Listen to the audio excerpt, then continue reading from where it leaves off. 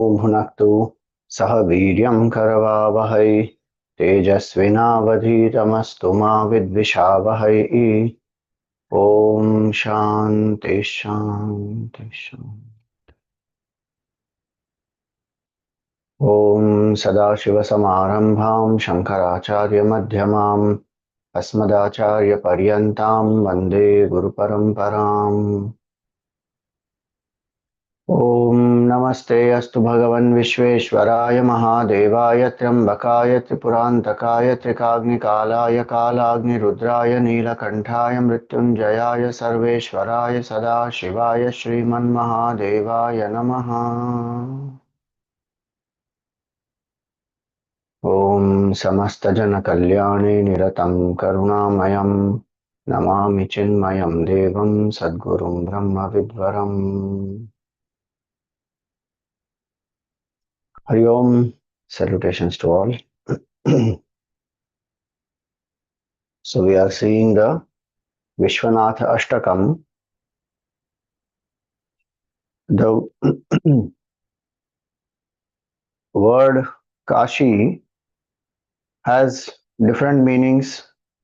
Yesterday we saw Kashi means that which is resplendent, Kashate, to shine. Now, there is Kashi Rahasya, which also says Kashi. The name of the city is also because of the tall grass of Kasha. Some people also opine Atharva Veda, the Dashakumara Charitam of Dandin, refers to the residents of the locality as Kashis. Some scholars, they say that Kashi is derived also from the name of a king called Kasha, who ruled in the 12th generation from Manu.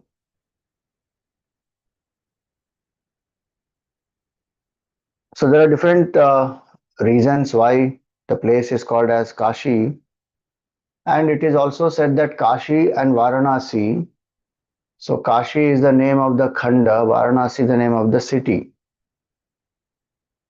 They had distinct identity. When some Chinese traveler Pa Hien, 399 to 413 CE, is said to have arrived in the city of Varanasi,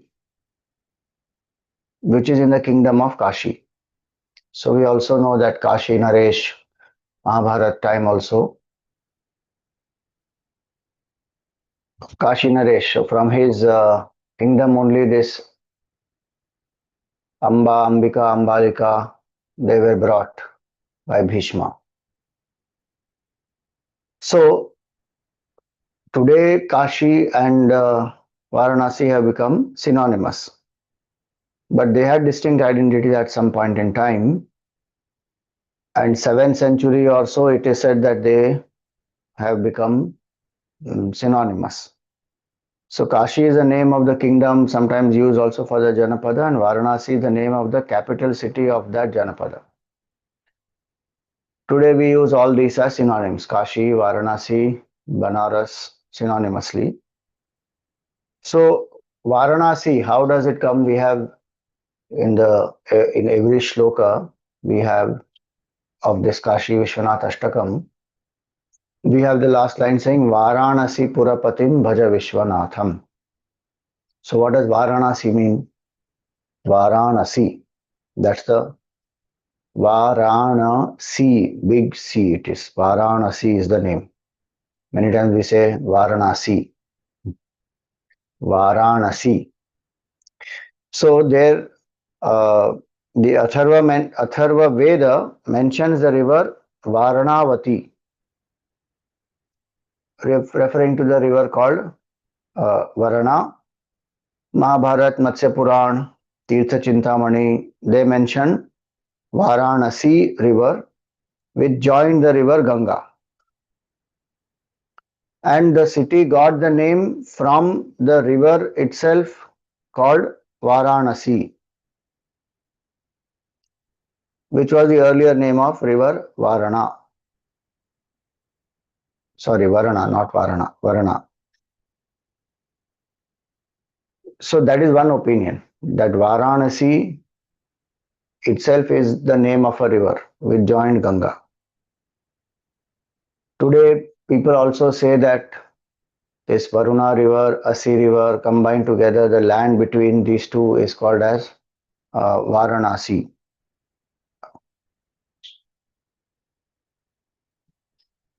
Because they say Varuna and Asi, so they made it Varanasi. Both these references are here, that how earlier it was called and how now it has become different. uh, so based on this, some of the scholars, the name is only based on the river itself, which is Varanasi. Sorry, Varanasi. I'm getting confused because both the spellings are there based on both the rivers. So Varanasi is the river, and based on that one river itself, it is called Varanasi. What is more important in this? See, by 2nd century Patanjali's time, Varanasi was known as a town by the river Ganga, and many archaeological remains also show that Varanasi was established on Rajghat towards Ganga, and then it has grown southwards towards the river Asi. And so the Puranic belief is this. And they also say that this is the land between Varana and Asi. The names of the river Asi and Asi Sambed Tirtha are found in the Kashi Khanda and Agni Puran. In an attempt to identify the name of the river Asi with Varanasi, the Agni Puran calls it as a river Nasi. Different names and all are there. The important point only is this, that Bhagwan Kashi Vishwanath, so Bhagwan Vishweshwara came on the banks of this river. And you know, this Varana and Asi also, the Puranas, they say that they are born from the feet of the Yogashahi Vishnu Bhagwan. So they are born from the feet of Bhagwan.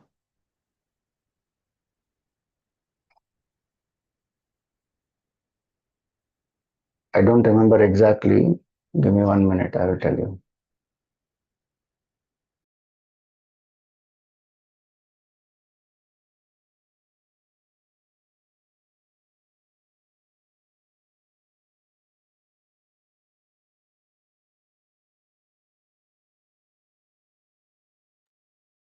So this Vaman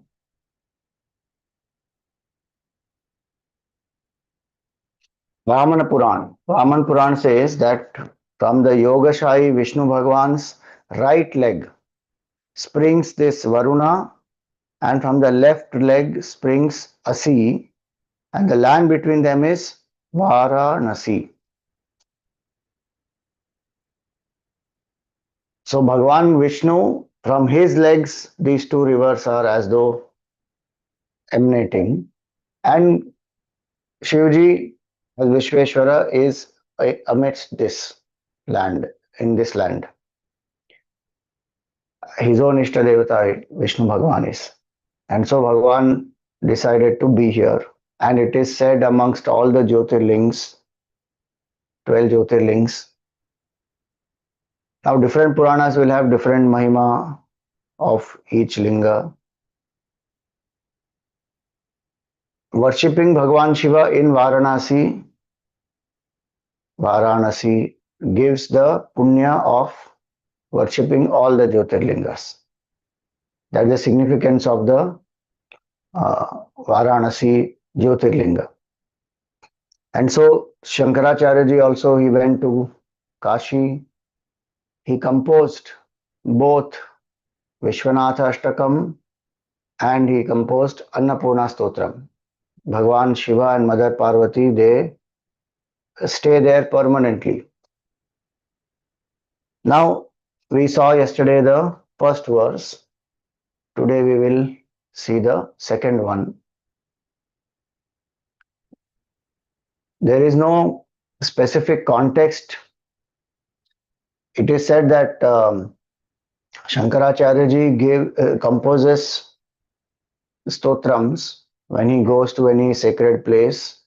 He feels inspired, he composes stotrams based on the deity there. And so, like how Bhajagovindam has a context, or Manisha Panchakam has a context, like that, there is no specific context or a story which is connected to this composition of uh, Vishwanath Ashtakam. He stayed near the Kashi Vishwanath Mandir and visits Bhagwan, feels inspired, he makes this composition. So now the second shloka today.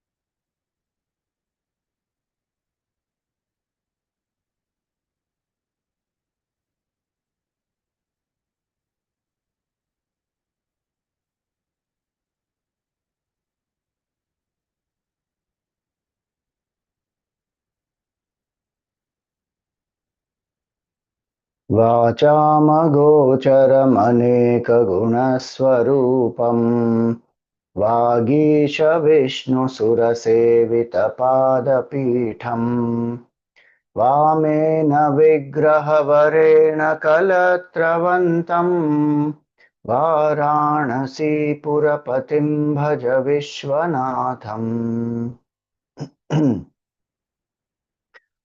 So, worship the Lord of Varanasi, who is Vishwanath Bhagwan. Who is he? Vacham Agocharam, who cannot be grasped by the speech, who is beyond any description. Aneka Guna Swarupam, and who has many virtues, who is embodiment of so many virtues. Aneka Guna Swarupam. Vagisha Vishnu Sura Sevita Pada Pitham. Vagisha in this context means Brahmaji. Vagisha Vishnu Bhagwan. So Brahmaji, Vishnu Bhagwan, and all the devatas, they worship Bhagwan. They worship his lotus feet. Vagisha Vishnu Sura Sevita Pada Pitham. Vamena Vigraha Varena Kalatravantam. On his left side is Mother Parvati. And she is Bhagwan's spouse, Kalatravantam. Varanasi Purapatim Bhaja Vishwanatham. So this is a simple, beautiful shloka, but this also combines the first line, if you see, will combine the Sagun and the Nirgun aspect of Bhagwan. How? Vacham Agocharam. Bhagwan is one who is not describable by speech. So anything that is having name, form, qualities will be describable by speech. Here it is that Bhagwan is in the Nirguna Swarupa as infinite consciousness, beyond name, form, attributes, qualities. So Bhagwan is not describable through speech. See, words are very, very limited. Even if we have the even human emotions, to describe them using words is very difficult to completely convey. One can only, estimate. So we say, I am feeling love, I'm feeling anger, I'm feeling, let us say, jealousy. Now one starts describing something, one can describe so that the other person comes to understand, but it is really not easy to fully describe that. Just one indication can be given. Even feelings, we are saying that feelings, ideas, thoughts, creative insights, to some extent one can describe. Then it is left to the other person who is listening or reading to understand, okay, what does this really convey, the depth of it, how much does it convey.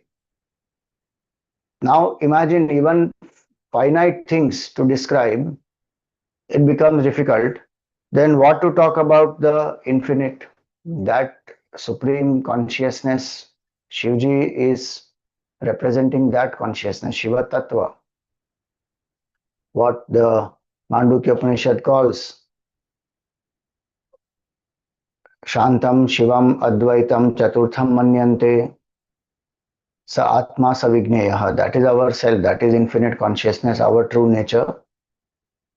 What is it? Adrishtam, agrahyam, avyavaharyam, alakshanam, achintyam, avyapadeshyam, ekatma pratyasaram, prapanchopashamam, shantam, shivam, advaitam. That's the whole mantra.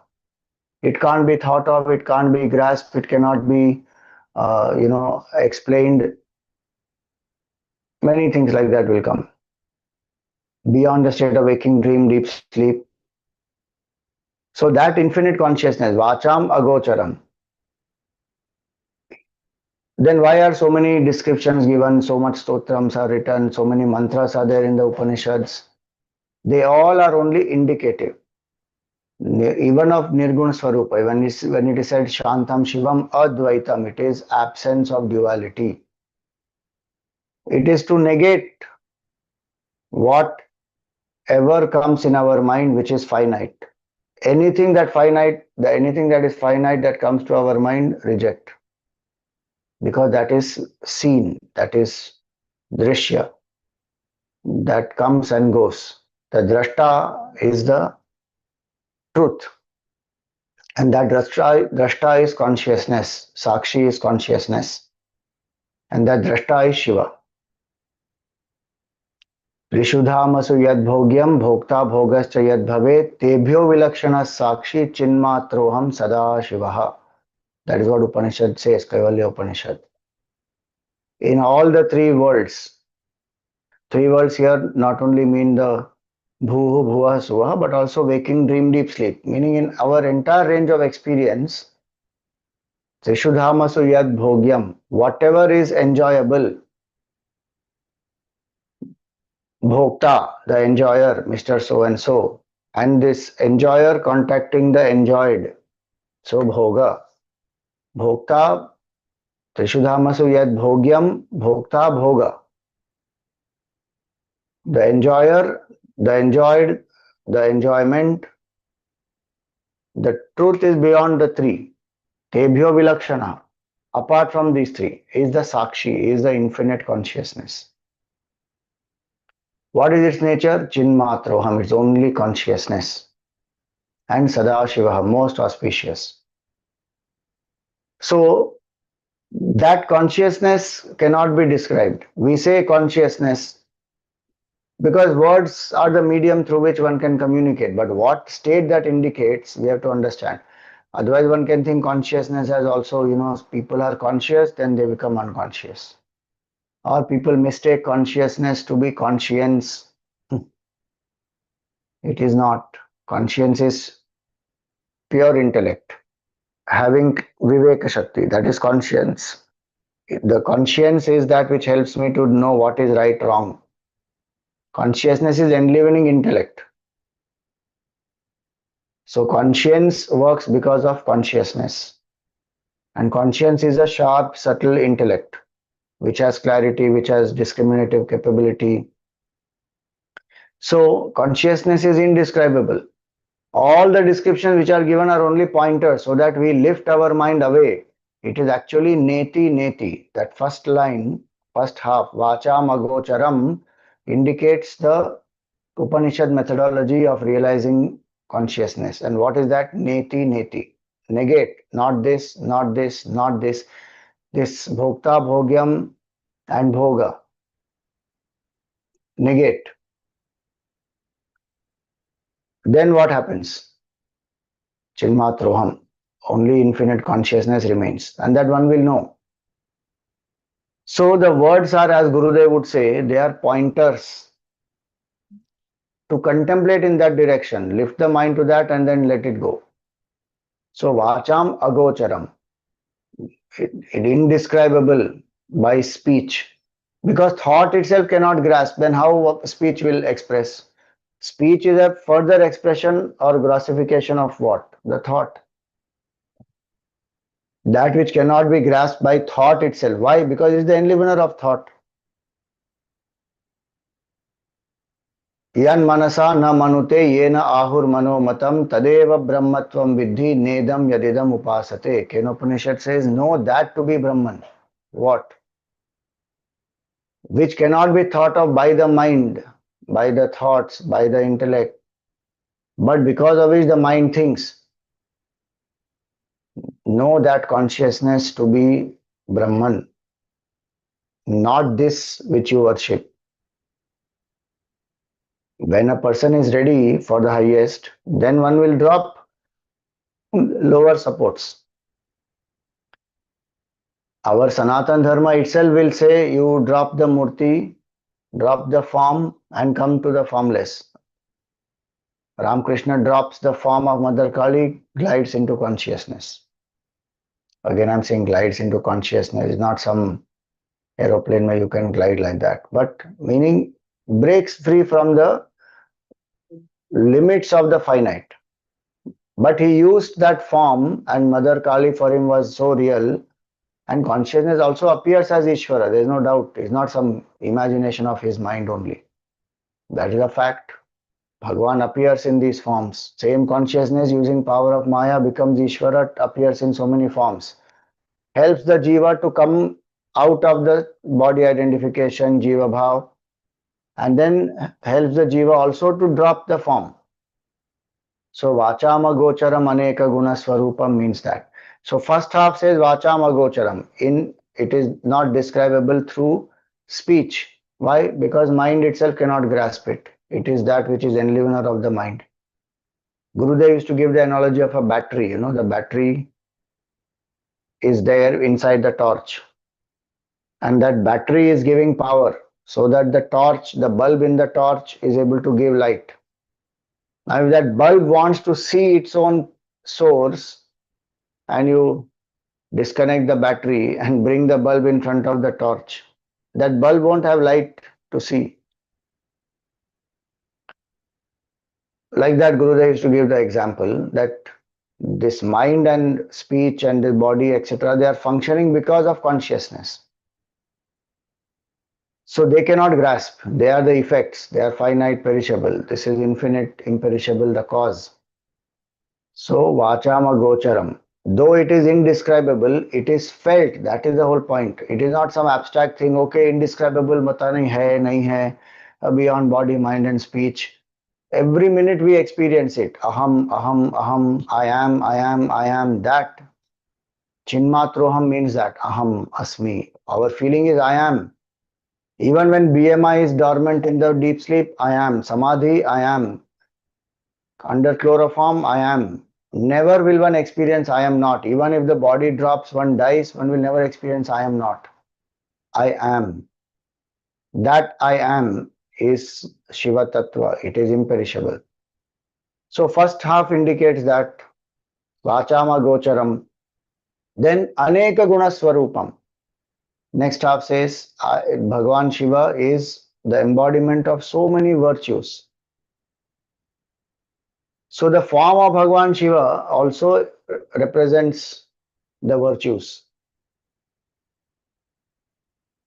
Gangaji represents, yesterday we saw, flow of devotion, knowledge, service. Long jata is for tapasya, austerity, freedom from body identification. Third eye represents the intuitive realization of the truth. Bhasma, Bhagavan applies no attachment to the body. Bhagavan is embodiment of fearlessness. So many factors which create fear, even one of them is enough to create fear in our mind. Bhagavan is amidst all of these and absolutely fearless. Dead body creates fear in our mind. Ghost creates fear in our mind. Snake can create a fear in our mind. Tiger creates fear in our mind. But Bhagavan has applied Bhasma. There are ghosts and goblins around him. They are the Bhutaganas, Pretaganas. Those who are rejected by the world are accepted by Bhagavan. Poison is there in his neck. Snake is there around his neck. Sitting absolutely fearless. Why? Vairagyameva bhayam. Embodiment of dispassion. No attachment, so no fear. Attachment brings fear. Attachment brings sorrow. Attachment brings anger. None of this. Bhagavan free. He can use anger, but he will never be controlled by anger. So these are many qualities like that Bhagavan has. Freedom from attachments, victory over lust, victory over aggression, always in equanimity, engaged in contemplation. And also at the same time, he is in charge of destruction of the Srishti. So the whole Srishti, Pralaya, he is in charge of. So that way, Aneka Guna Swarupam. Many qualities Bhagavan has. And our purpose when we do the Dhyan of Bhagavan through the form is to internalize these qualities. The form, the color, they represent certain values. So Bhagavan is Karpura Gauram, red in color, white in color. And Karpura, white is a symbol of complete surrender also for the Jiva. Karpura represents surrender. And Bhagavan is Karpura Gauram. White in color, white is the color of purity, Brahman. Color of Brahman meaning we indicate Brahman through white light. That analogy, that one white light becomes seven. In that way, one Brahman passing through the prism of Maya appears as this duality, this whole Srishti. So white color Bhagavan has. And yet he is in charge of destruction, Tamoguna, which is black color. So not only the embodiment of values and virtues. What is the difference between value and virtue? Value is what I appreciate. Virtue is how I live that. So he is not only embodiment of values, living as virtues, but even opposing things find balance in him. Like I said, white and black. Like that, peace and anger. Third eye, Bhagavan opens, the world will burn, and people are scared. Hare, Shivji should not open his third eye. But at the same time, he is most peaceful. Contrary things are there in harmony in him. He is the master of yoga, which is the state of silence, oneness with Bhagavan. And he is the originator of sound also, and language.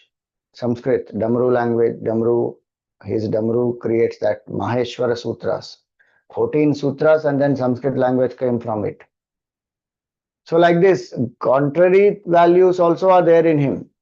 He is the substratum for all. He can engage in the world, yet withdraw fully from the world. He is a Grahasthi, yet rooted in dispassion. People think Grahastha means just enjoy. Grahastha is meant to cultivate bhakti and vairagya. That's the purpose of Grahastha ashram. It is not for bhoga vritti. It is not a license to drop spiritual practices or postpone it, saying after Grahastha ashram I will do. No, no. He has a family and yet he has full detachment and dispassion. And all his children are born without any physical union. That is another strange thing.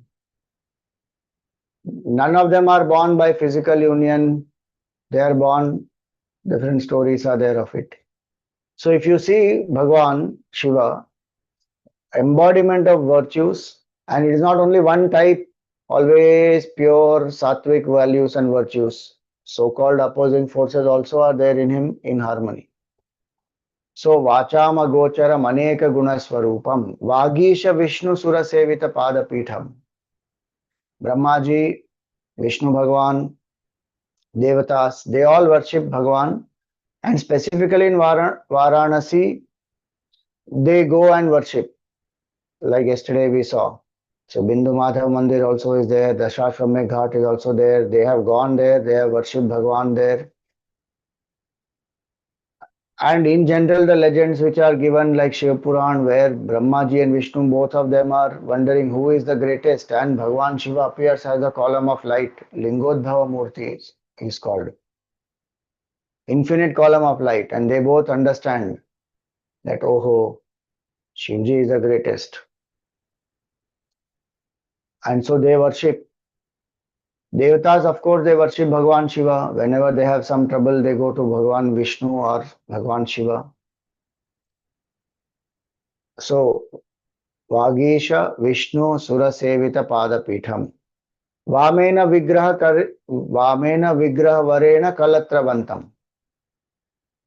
On his left side is his consort, Mother Parvati, and he is always united with her, meaning Shiva and Shakti are one, and he always has, even the first shloka said about it, even the second shloka, and this is one unique thing that comes in this whole composition. Some 3-4 times this will come, that on the left side is Mother Parvati, and Bhagwan is never away from her. So though, see, this itself is a contrary thing, na? Mother Parvati is always there with him, yet he is abiding in non-dual truth. He is Brahman, yet Maya is always there. Not to, don't again bring some gender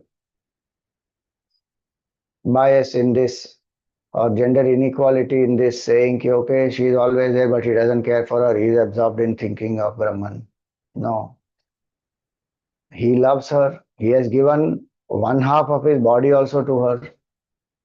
So this is the second verse. This great Bhagavan Vishwanath is whom we worship. So this is the second verse now. Today we will meditate.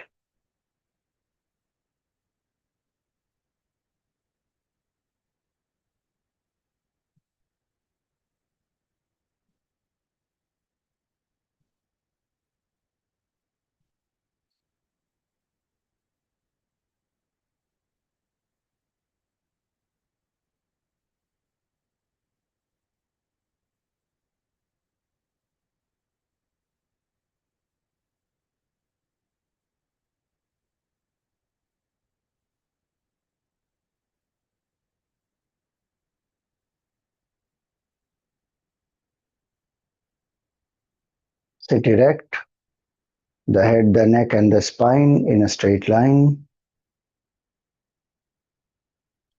Close your eyes gently. Relax the shoulders. Let your hands be in your lap, palms facing the sky.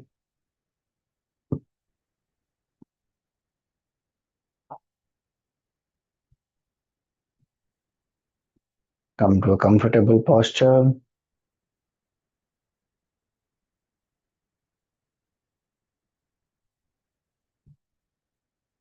Without any strain in any part of the body.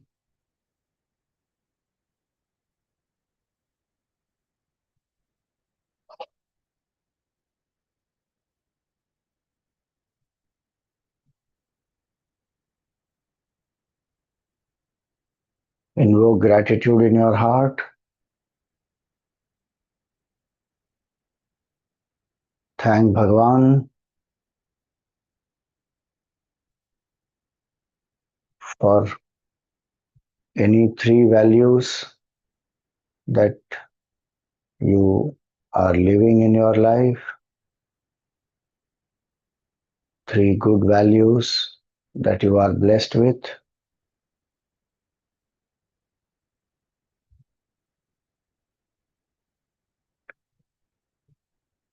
Think about what are the top three values that you consider important, how you are living them,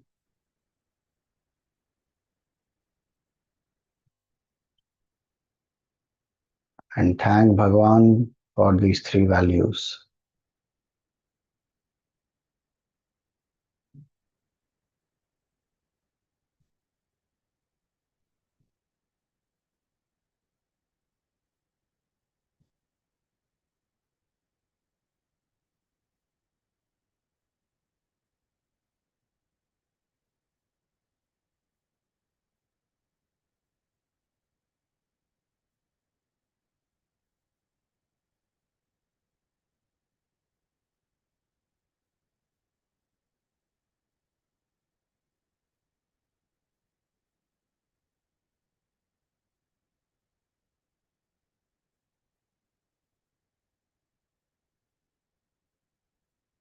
Suggest to the mind that for the next 20 minutes I am steady and still without any movements.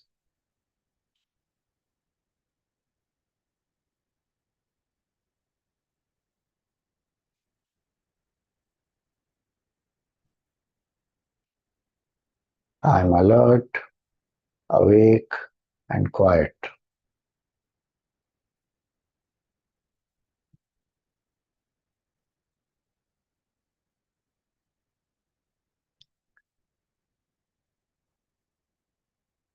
I am only a seeker, a devotee, and my goal is self realization.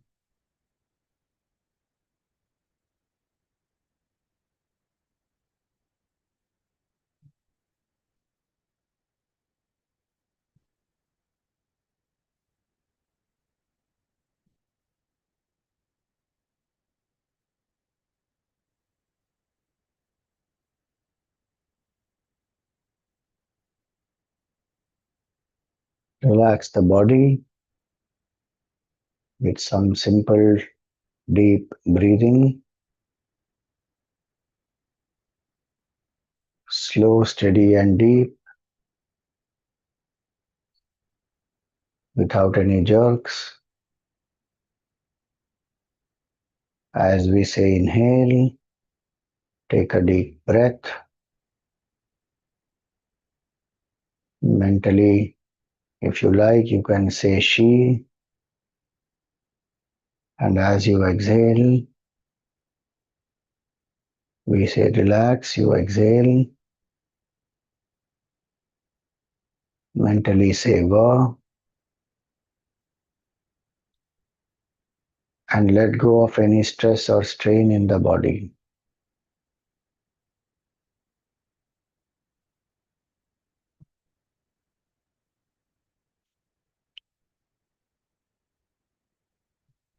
Exhale all the air.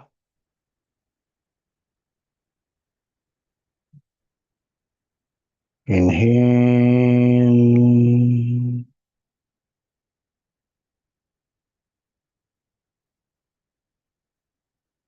Relax.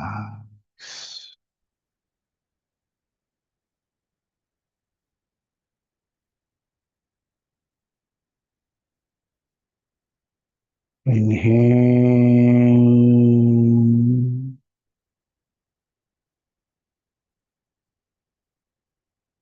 Relax.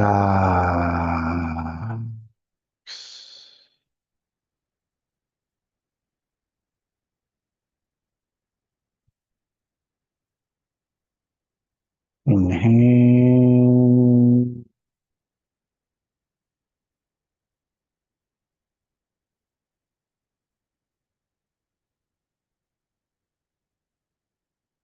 Relax.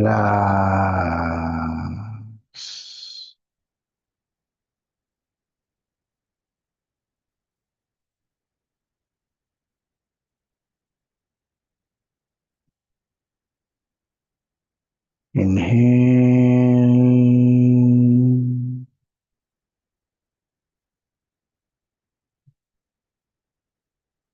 Relax.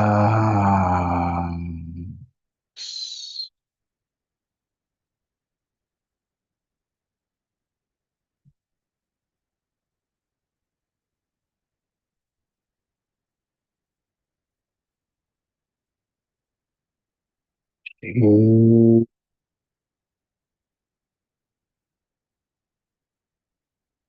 breath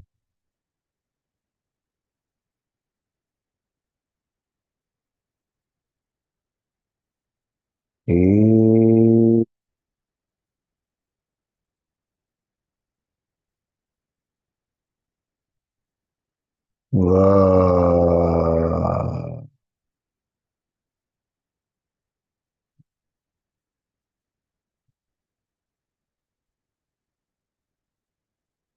Continue to breathe at your own pace.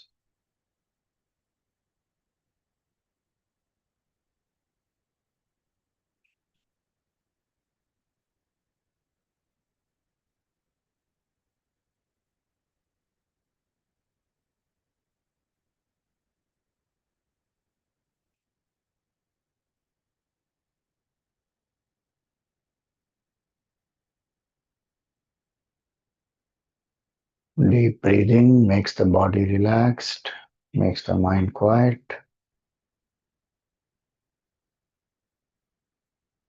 Ensure that your exhalation is longer than your inhalation.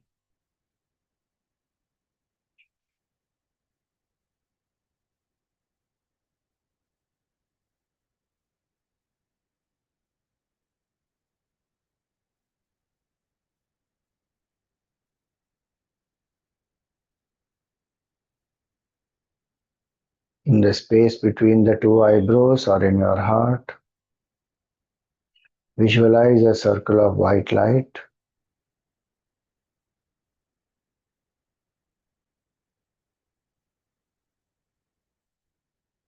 Invoke the auspicious form of your Sadguru if you have one. If not, invoke the form of Bhagwan. Both are the same.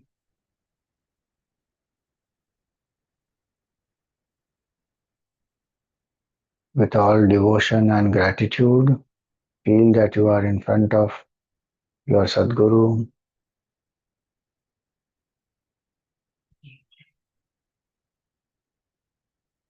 And with all surrender, chant Tvameva Mata Cha Pita Tvameva Tvameva Bandhuscha Sakha Tvameva Tvameva Vidya Dravinam Tvameva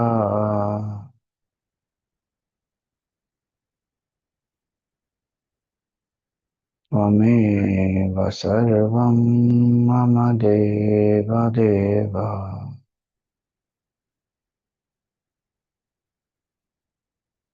Tvameva Sarvam Gurudeva Deva.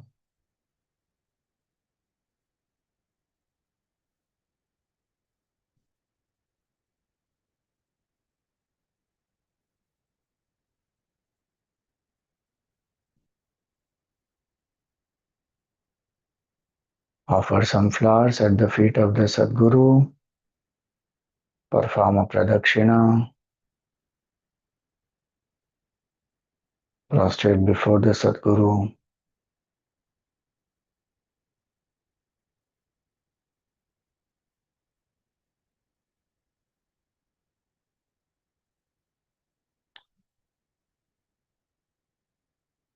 Repose the form of the Sadguru back into your heart.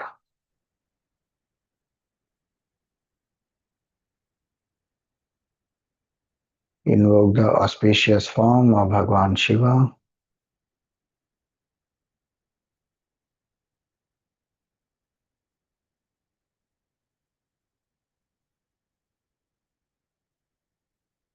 Bhagwan is sitting on a tiger skin.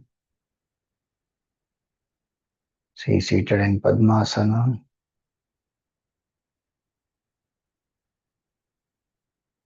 There is an elephant skin around his waist,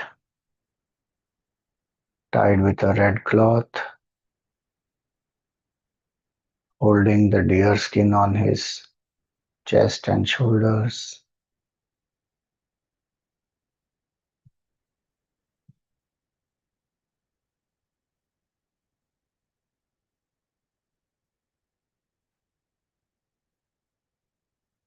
Bhagwan has a janevu from his left shoulder to the right waist. There are different Rudraksha malas around his neck, on his chest, up to the navel.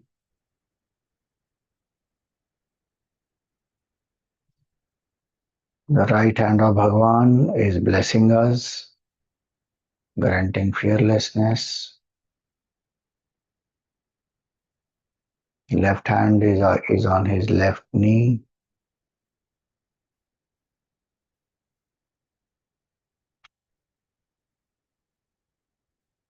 Bhagwan has a black and green snake around his neck, which is blue in color.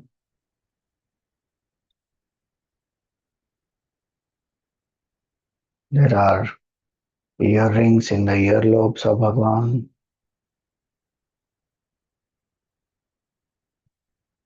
A radiant, divine face with a gentle smile.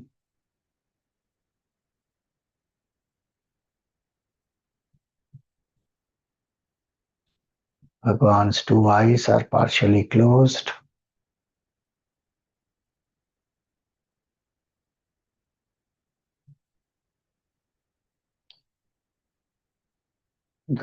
There is a kumkum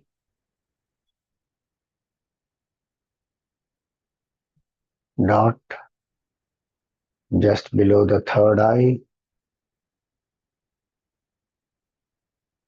Bhasma is applied by Bhagwan on his forehead.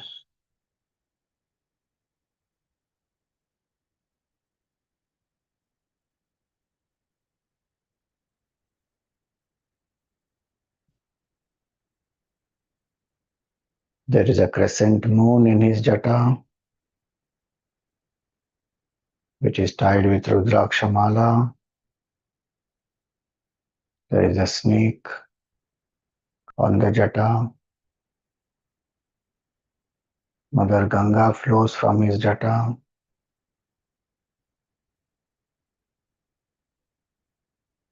And there is a bilva leaf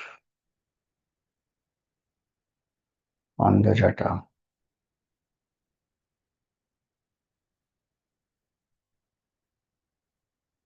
There is a damru, a trishul with a garland on the right side of Bhagwan.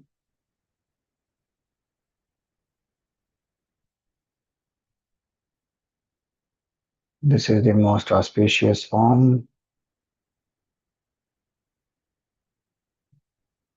of Bhagwan Shiva.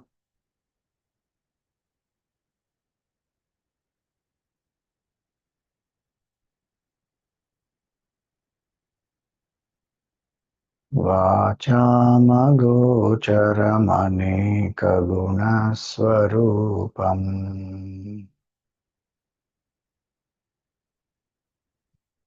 वागीशविष्णुसुरसेवितपादपीठम्